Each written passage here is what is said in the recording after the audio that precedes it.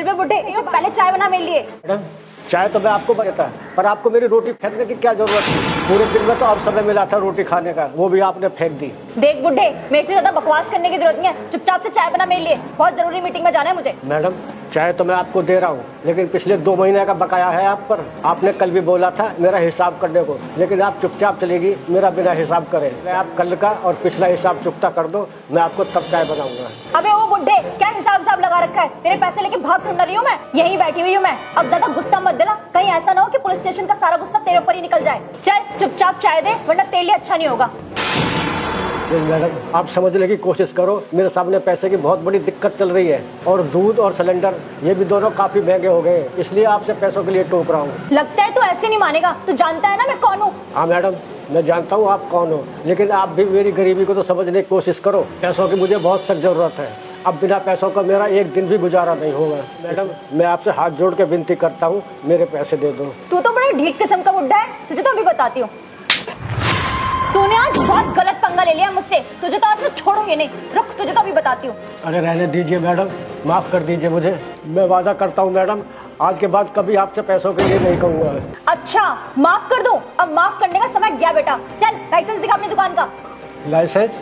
Madam कौन सा licence? अच्छा तो लाइसेंस नहीं तेरे पास और दुकान खोल के बैठा है? अब तो तेरी दुकान जब्त होगी और तुझे अरेस्ट करूंगी वो अलग। अब तू जेल की हवा खाने के लिए तैयार हो जा, तब तुझे पता चलेगा कि तूने किससे पंगा लिया है। गलती हो गई मैडम, माफ कर दो।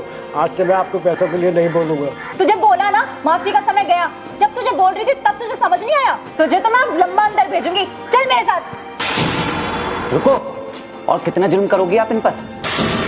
मैं आपको कब से देख रहा हूँ, आप इन बेचारे बुजुर्ग आदमी पर जुल्म किए जा रही हो। आपने इन्हें थप्पड़ तक मारा। बेशक ये बेचारे गरीब हैं, लेकिन इसका मतलब ये नहीं है कि आप इनके साथ कुछ भी करोगी। अबे ओ, तुझे क्या मतलब है? जाके अपना काम कर, बड़ा आया मुझे समझाने वाला। आप गलती कर रही हो, ऊपर से अपनी इस पुलिस की वर्दी का धौंस भी दिखा रही हो। देखिए मैडम, आप किसी के साथ ऐसा बिल्कुल भी नहीं कर सकती हो। अबे तू होता कौन है मुझे कानून सिखाने वाला? धारा 186 के तहत सरकारी काम में बाधा डालने के लिए तुझे अंदर करवा दूंगी, और फिर ये हेकड़ी अपनी जेल में दिखाना। कौन सी हेकड़ी मैडम? और मैडम हेकड़ी आप दिखा रही हो, मैं नहीं। ये बेचारा गरीब आदमी कैसे कैसे अपना पेट पाल रहा है, और आप इसकी मेहनत के पैसे ही नहीं दे रही हो। आपको ये वर्दी लोगों की सेवा करने के लिए पहनाई गई है, ना कि गरीबों पर जुल्म करने के लिए। आपने इन पर हाथ उठाया है, इनके साथ बदतमीजी की है। चलिए माफी मांगिए। तू ऐसे नहीं मानेगा, तुझे भी हवाला तो बंद करना पड़ेगा। चल मेरे साथ। बस कीजिए मैडम, मैं कब से देखे जा रहा हूँ, आप बस बोले जा रही हो बोले जा रही हो। और ये पुलिस की वर्दी की हेकड़ी दिखाई जा रही हो। मैंने सोचा था एक आम आदमी की तरह समझाने की कोशिश करूंगा, पर नहीं, आप तो आराम से समझने के लिए तैयार ही नहीं हो। शायद मैं ही गलत था, लेकिन अब मुझे बताना पड़ेगा कि मैं हूँ कौन। कौन है तू? पीएम की औलाद है क्या? पीएम तो नहीं, पर मैं इस इलाके का नया एसएसपी हूँ। 1 हफ्ते पहले ही मेरी इस इलाके में पोस्टिंग हुई है, और कल से ही मेरी ज्वाइनिंग है।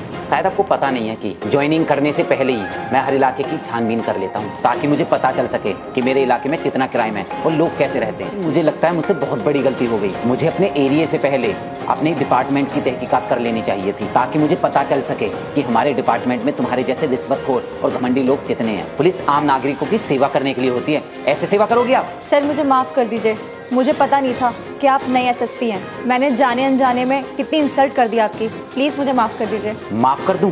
वो भी तुम्हें? सबसे पहले तुमने उनके खाने को नीचे फेंका, उसके बाद उन पर हाथ उठाया। तुमने एक गरीब आदमी की रोटी छीनी है, और ये मैं बिल्कुल बर्दाश्त नहीं करूंगा। सबसे पहले तो इनके पैसे वापस कीजिए और मेरे ही सामने इनसे माफी मांगी। कितने पैसे हुए आपके? मैडम पिछले 2 महीने के 500 रुपए बनते हैं। ये लीजिए बाबा अपने पैसे, और प्लीज मुझे माफ कर दीजिए। आपको 2 महीने के लिए सस्पेंड किया जाता है। अब आप घर जाइए और वहाँ बैठकर सोचिए कि आप इस वर्दी को पहनने के लायक हो या नहीं, और जब आपको यकीन हो जाए कि आप इस वर्दी को पहनने के लायक हो, तब ड्यूटी ज्वाइन कर लेना। चलो निकलो यहाँ से। आपका बहुत बहुत धन्यवाद साहब, आपने मेरे पैसे दिलवा दिए, वरना ये बेईमान पुलिस वाली कभी मेरे पैसे वापस नहीं करती। कोई बात नहीं अंकल जी, आगे से ऐसे लोगों से डरने की कोई जरूरत नहीं है। पुलिस आम नागरिकों की सेवा करने के लिए है, उनको परेशान करने के लिए नहीं। अब आप अपना ख्याल रखें। और हाँ, अब जब मैं आपकी दुकान तक आई तो 1 कप चाय मुझे भी पिला दीजिए। क्यों नहीं सर, आइए चलिए।